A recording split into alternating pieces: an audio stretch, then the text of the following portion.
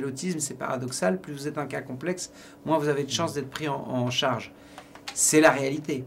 Comment tu es venu? En métro. En passant par quelle station? Saint-Lazare. Et ensuite? Port de Champéret. Yes! Je vais tout déchirer. Bah, j'espère bien. Enfin, pas tout quand même, hein. CAJM. Centre de jour médicalisé. Centre d'accueil de jour médicalisé, t'as oublié le A, désolé.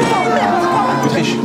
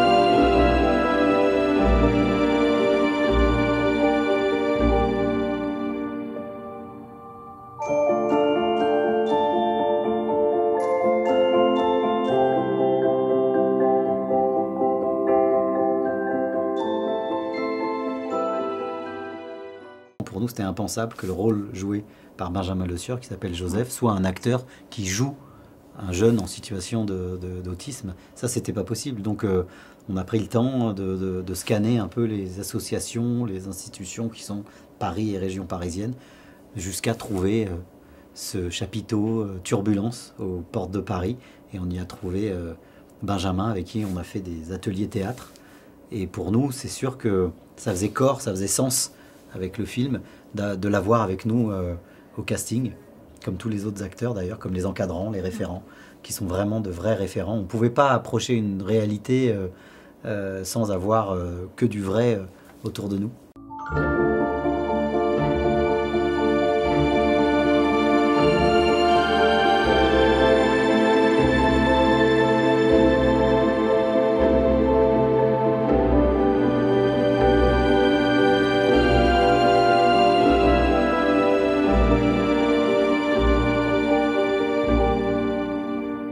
Mais il avait une grâce, il avait une poésie, et en même temps, on avait tout de suite envie de... Et puis, il a même un physique qui ressemble entre Michel Faux, Coluche, enfin, je sais pas. Il y avait plein de trucs qui nous attiraient, donc on a tout de suite été voir Philippe Duban, qui s'occupe de cette association. On a dit, et Benjamin, et il nous a dit, ah, Benjamin, c'est souvent celui qui attire l'attention, etc. Il a quelque chose, et donc c'était un sentiment partagé. Et après, il nous a donné un protocole qui était plus clair. Il a dit, il faut faire un atelier de théâtre. S'il revient à l'atelier, ça veut dire que ça lui plaît. Parce que lui, il ne s'exprime pas autrement.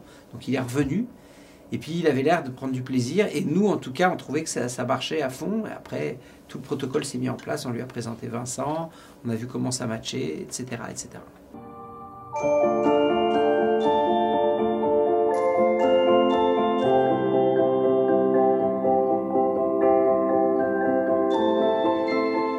Est-ce que je peux mettre ma tête contre ton épaule? Oui, vite fait. Et après, petit à petit, on lui a présenté Vincent, on lui a présenté les décors.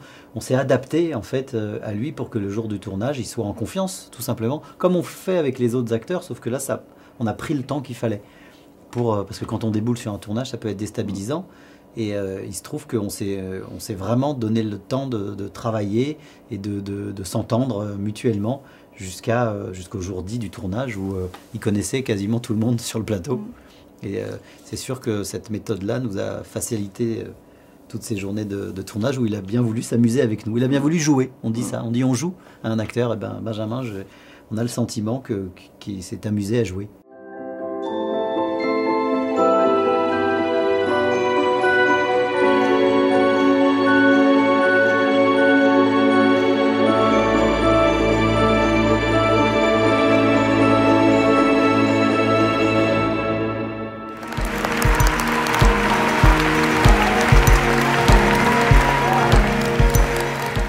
C'était incroyable parce qu'il était hors de question qu'on y aille sans eux, donc on a amené lui et toute la troupe de danse.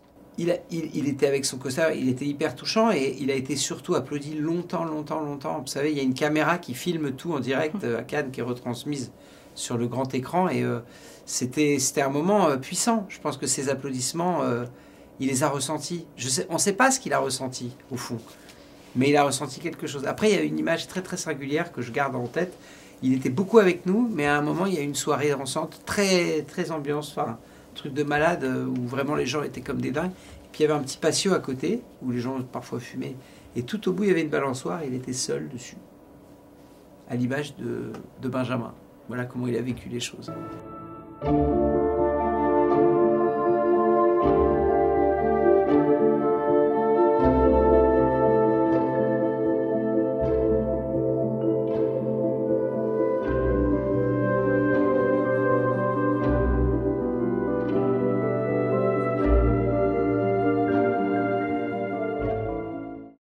Tiens, au cinéma, on va plus vers un autisme plus sexy, entre guillemets, c'est-à-dire avec quel talent, l'oreille absolue.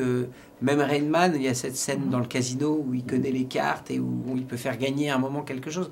Là, il n'y a rien à gagner, concrètement. C'est plus cinématographique, c'est plus ce genre de syndrome. Voilà, il y a quelque chose d'un peu magique, mais ce serait aussi, enfin, ça omet un tout petit peu d'autres catégories d'autistes plus lourds, qui est encore plus méprisées.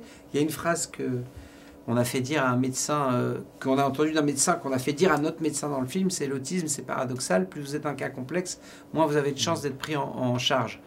C'est la réalité. Et du coup, c'est vrai que ça appuie, si vous voulez, sur des mécanismes qu'il y a dans la société, où finalement il y a une forme d'abandon commun entre certains jeunes qui sont des, on va dire, de problèmes d'insertion scolaire ou d'insertion sociale, et de l'autre.